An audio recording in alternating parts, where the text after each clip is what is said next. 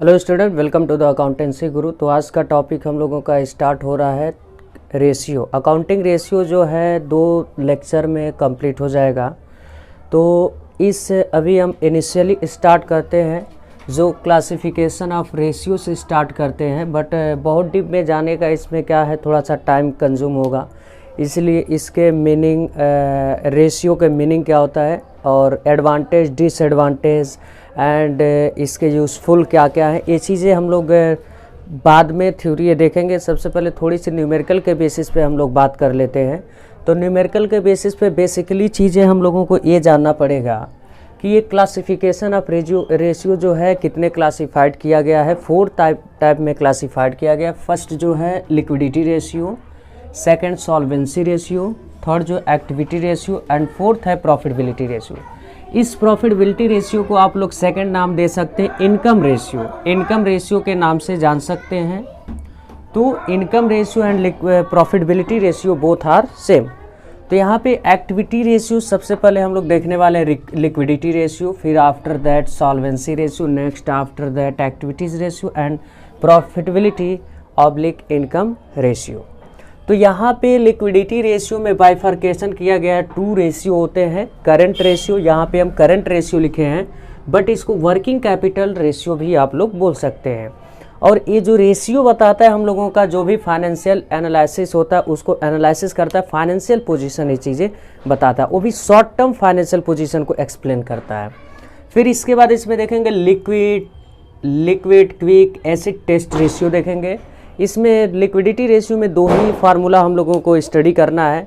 पहला जो current ratio पढ़ना है, फिर दूसरा पढ़ना है क्विक रेशियो और acid test ratio, liquid ratio.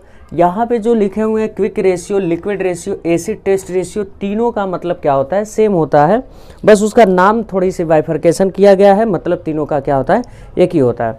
Question में कुछ भी कह सकता है, find out the liquid ratio, find out the quick ratio, find out the acid test ratio. तो अगर कभी भी ये तीनों में से कोई एक नाम ले लेता है तो एक ही फार्मूला लगाते हैं जो हम लोगों का है लिक्विड रेशियो।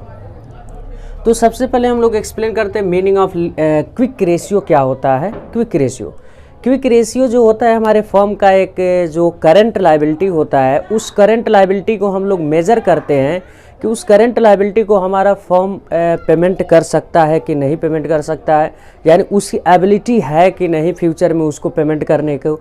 इसी को फाइंड आउट करते हैं, उसी को क्या बोला जाता है, liquidity ratio. Meaning of liquidity ratio refer to the ability of the firm to meet its current liabilities, यानी हमारे फर्म के लायबिलिटी को मीट्स करता है कि उसकी एबिलिटी क्या है, यानी पेमेंट कर सकता है या नहीं कर सकता। हर एक ओनर टाइम टू टाइम इसको फाइंड आउट करता रहता है।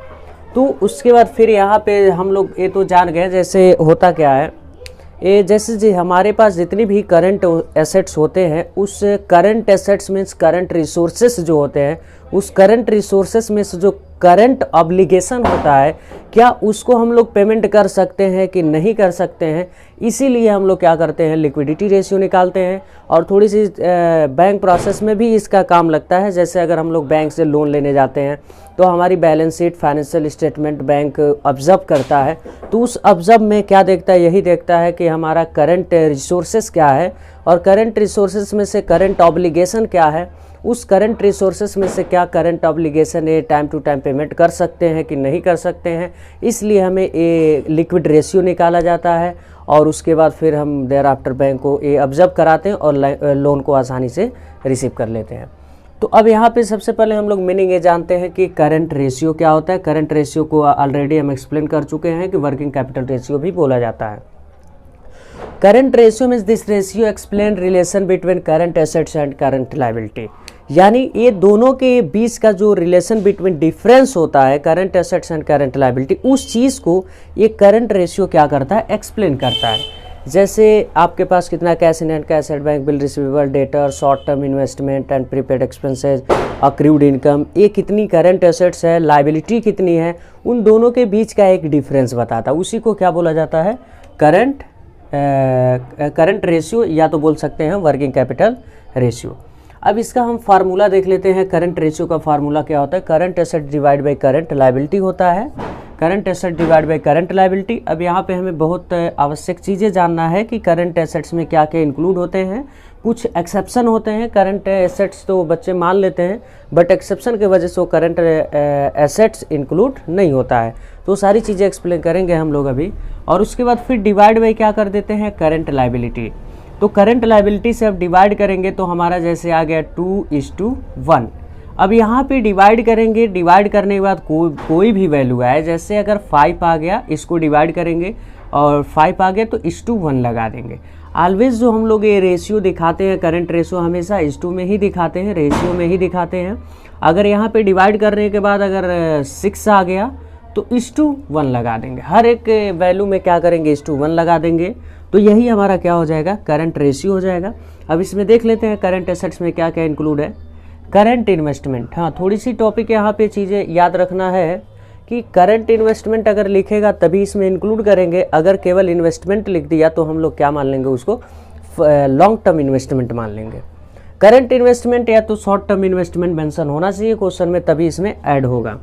इन्वेंट्री, इन्वेंट्री आप लोग जानते हैं जस्ट लाइक स्टॉक होता है। स्टॉक में कुछ सारी चीज़ें एक्सेप्शन होती है, उस एक्सेप्शन को हमें क्या रखना पड़ता है, रिमेंबर रखना पड़ता है, ताकि अगर उसे ऐड कर देंगे तो हम लोगों का आंसर क्या होता है, मिस कर जाता है, वो मैच नहीं करता है। जैसे एक्सक्लूडिंग करना है, loose tools, storage and spare को एक्सक्लूड कर देना, उसको ऐड नहीं करना है। और उसके बाद ट्रेड रिसीवेबल, ट्रेड रिसीवेबल में आप लोग जानते हैं बिल रिसीवेबल एंड डेटर आता है, दोनों को इंक्लूड करना होता है। Cash and cash equivalent, cash and cash equivalent में आप लोग चीज़ें कैश फ्लो में जाएंगे तो थोड़ी सी और चीज़ें वो स्टडी करेंगे, बट यहाँ पे हम एक्सप्लेन करना चाहेंगे कैश एंड कैश इक्विवेलेंट में क्या होता है। जैसे कैश इन हैंड हो गया, कैश एट बैंक हो गया, बैंक ड्राफ्ट हो गया एंड चेक इन हैंड हो गया। तो ये सब सारी चीज़ें कैश एंड कैश इक्विवेलेंट में आता है, ये सब लिक्विडिटी फॉर्म में होता है। उसके बाद short term loan and advance, short term loan and advance जैसे शॉर्ट टाइम के लिए विद इन 12 मंथ के लिए हम लोग क्या देते हैं, किसी को लोन दे देते हैं, एडवांस में दे देते हैं, वो हमारे लिए क्या बन जाता है, करंट एसेट्स बन जाता है।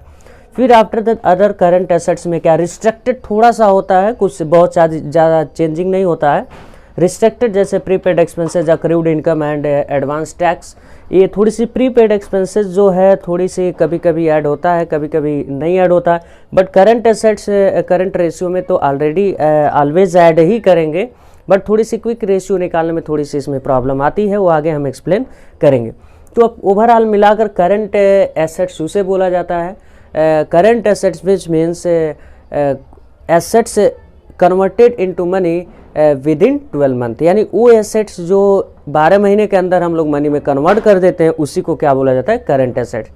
और उसके बाद करंट लायबिलिटी की बात कर लेते हैं, डिवाइड बाय करंट लायबिलिटी है। करंट लायबिलिटी में short term borrowing, short term borrowing में जैसे बैंक ओवरड्राफ्ट होता है, ठीक।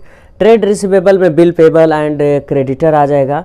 अदर करंट लायबिलिटीज में क्या आ जाएगा, अनक्लेम इनकम आ जाएगा, अनअक्रूड इनकम आ जाएगा, आउटस्टैंडिंग एक्सपेंसेज आ जाएगा, और अनक्लेम डिविडेंड आ जाएगा। कॉल इन एडवांस, वही कॉल इन एडवांस शेयर का जो हम लोगों का एडवांस में पैसा आ जाता था।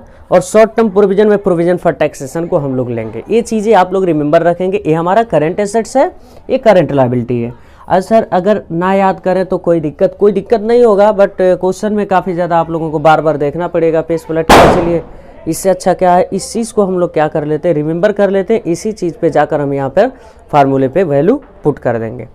तो हाँ, ये तो कंपलसरी ही मैंडेटरी एक तरीके का मान लीजिए याद रखना ही है, और वैसे आगे प्रैक्टिस करते करते आप लोगों को सारी चीज़ें कॉन्सेप्ट क्लियर हो जाएगी। तो फिर हम लोग quick asset, liquid assets and acid test ratio देखते हैं। यहाँ पे इसका फार्मूला क्या होता है, हाँ ये होता क्या है, quick ratio indicate whether the firm is an position to pay in current liability within a month, यानी 1 महीने के अंदर में हमारा फर्म किस लायबिलिटी को पेमेंट कर सकता है कि नहीं कर सकता, उस चीज़ को हम लोग जानना चाहते हैं। उसके लिए हमें क्या निकालना पड़ता है, क्विक रेशियो, लिक्विड रेशियो या तो एसिड टेस्ट रेशियो, तीनों का मतलब सेम होता है। इसका फार्मूला होता है liquid asset divide by current liability. Current liability आपको कहीं नहीं भटकना है, वही करंट लायबिलिटी है जो करंट एसेट्स में, करंट रेशियो में हम लोग फार्मूला लगाते हैं। थोड़ी सी लिक्विड एसेट्स में थोड़ी सी समस्याएं हैं क्या है उसमें, जो जैसे देखते हैं इन्वेंट्री है, प्रीपेड एक्सपेंसेस है एंड एडवांस टैक्स है। जो भी आप लोग करंट एसेट से फाइंड आउट करते हो, उस करंट एसेट्स में से इन्वेंट्री, प्रीपेड एक्सपेंसेस या एडवांस टैक्स को हम लोग क्या करेंगे, एक्सक्लूड कर देंगे। तो अगर प्रीपेड एक्सपेंस स्टॉक या तो इन्वेंट्री और एडवांस टैक्स को आप लोग इंक्लूड कर देते तो आपका वही किस में कन्वर्ट हो जाता है, लिक्विड एसेट्स में कन्वर्ट हो जाता है। या तो अगर अलग अलग सारी चीज़ें दिया है तो आप लोग inventory, prepaid expense, advance tax को ऐड ही मत करो। अगर करंट एसेट निकालना चाहते हो, करंट एसेट्स में से इन तीन चीज़ को क्या कर दो, एक्सक्लूड कर दो, तो हमारा क्या आ जाएगा, एक लिक्विड एसेट्स आ जाएगा। तो इसका फार्मूला आप लोगों को दिख ही रहा होगा, quick liquid ratio is equal to, या तो acid test ratio is equal to quick ratio is equal liquid asset divide by current liability. इसका भी आंसर वैसे ही आता है, जैसे 2:1 आ जाएगा। और या तो जैसे मान लो ऊपर जो है 5 लाख दिया है हमारा लिक्विड एसेट सपोज दैट, और नीचे जो दिया है 2 लाख करंट लायबिलिटी, तो इसको अगर हम लोग कट करते हैं तो कितना आ जाएगा, 2.5 आ गया, तो 1:1 लगा देंगे। ऐसे सारी चीज़ें में आ जाएगा। अगर ऊपर मान लो 10 लाख आ गया, 10 लाख डिवाइड बाई 2 लाख करेंगे तो 5 हो जाएगा, 5:1 कर देंगे, तो ऐसे हम लोगों का आ जाएगा। तो ये सब सारी चीज़ें हम लोग तो समझ लिए। अब इसके बाद न्यूमेरिकल पर आते हैं, थोड़ी सी